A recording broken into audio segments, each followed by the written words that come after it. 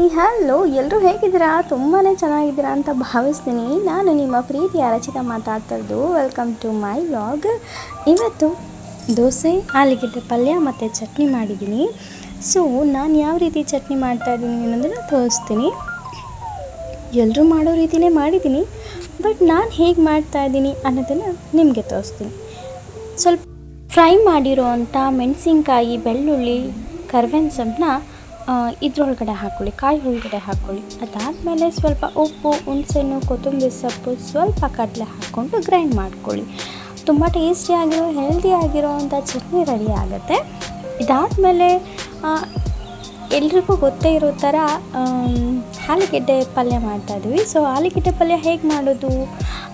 ಆಲೂಗೆಡ್ಡೆನ ಬೇಯಿಸ್ಕೊಳ್ಳಿ. ಆಮೇಲೆ ಒಂದು ಪ್ಯಾನ್ ತೊಗೊಳ್ಳಿ, ಸ್ವಲ್ಪ ಎಣ್ಣೆ, ಸಾಸಿವೆ, ಈರುಳ್ಳಿ, ಮೆಣಸಿನ್ಕಾಯಿ ಹಾಕ್ಕೊಂಡು ಚೆನ್ನಾಗಿ ಫ್ರೈ ಮಾಡಿ, ಸ್ವಲ್ಪ ಕಡಲೆಬೇಳೆ ಹಾಕಿ, ಕರ್ಬೇವಿನ ಸೊಪ್ಪು ಹಾಕಿ ಚೆನ್ನಾಗಿ ಫ್ರೈ ಮಾಡ್ಕೊಳ್ಳಿ. ಅದಾದಮೇಲೆ ಬೆಂದಿರೋವಂಥ ಆಲೂಗೆಡ್ಡೆನ ಸ್ಮ್ಯಾಶ್ ಮಾಡಿ ಅದರೊಳಗಡೆ ಹಾಕ್ಕೊಂಡು ಸ್ವಲ್ಪ ಉಪ್ಪು, ಕಾಯಿ ಹಾಕ್ಕೊಂಡು ಸ್ವಲ್ಪ ಅರಿಶಿನ ಪುಡಿ ಹಾಕಿದರೆ ಆಲೂಗೆಡ್ಡೆ ಪಲ್ಯ ರೆಡಿ ಆಗುತ್ತೆ.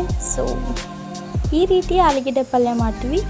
ಇದಾದಮೇಲೆ ಫರ್ಮೆಂಟೇಷನ್ ಆಗಿರುವಂಥ ದೋಸೆ ಎಷ್ಟು ಚೆಂದ ಬಂದಿದೆ ಅಂದರೆ ಸಿಕ್ಕಾಪಟ್ಟೆ ಚೆನ್ನಾಗಿದೆ. ಈ ರೀತಿ ತುಂಬ ಟೇಸ್ಟಿಯಾಗಿರೋ ಹೆಲ್ದಿ ಆಗಿರೋವಂಥ ಈ ಒಂದು ದೋಸೆ ಆಲೂಗೆಡ್ಡೆ ಪಲ್ಯ ನೀವು ಕೂಡ ಟ್ರೈ ಮಾಡಿ.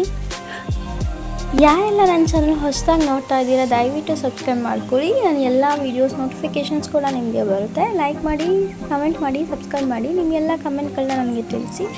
ಓಕೆ, ಈ ವ್ಲಾಗ್ ನಿಮಗೆ ಇಷ್ಟ ಆಯಿತು ಅಂತ ಅಂದ್ಕೊಳ್ತೀನಿ. ನಿಮಗೆ ಒಂದು ಟಿಪ್ಸ್ ಹೇಳೋಣ ಅಂತ ಅಂದ್ಕೊಂಡಿದ್ದೀನಿ. ಬಾತ್ರೂಮ್ ವಾಶ್ ಮಾಡೋಕ್ಕೆ ಯಾರಿಗೆಲ್ಲ ಇಷ್ಟ ಇಲ್ಲ ಅಂಥವರು ಈ ಒಂದು ಟಿಪ್ಸ್ನ ಯೂಸ್ ಮಾಡ್ಬೋದು.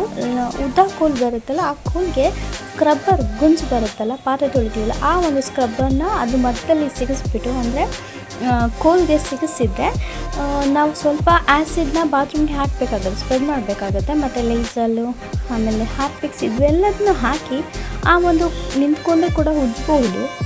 ಉಜ್ಜಿದಾಗ ಕ್ಲೀನ್ ಆಗುತ್ತೆ. ಸ್ವಲ್ಪ ನೀರು ಹಾಕಿದರೆ ಖಂಡಿತ ನಿಮ್ಮ ಬಾತ್ರೂಮ್ ಪಳ ಅಂತ ಹೊಳಿತಾ ಇರುತ್ತೆ. ನೀವು ಕೂಡ ಟ್ರೈ ಮಾಡಿ ಈ ಒಂದು ಟಿಪ್ಸ್. ಯಾರಿಗೆಲ್ಲ ಯೂಸ್ ಆಗುತ್ತೆ, ನನಗಂತೂ ಯೂಸ್ ಆಗಿದೆ.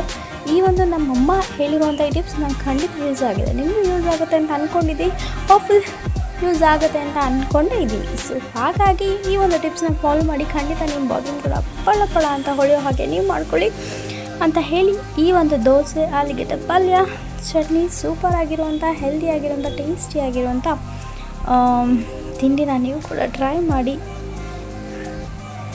Thank you so much for watching. ಹೀಗೆ ವಾಚ್ ಮಾಡ್ತಾಯಿರಿ. Thank you so much. Bye.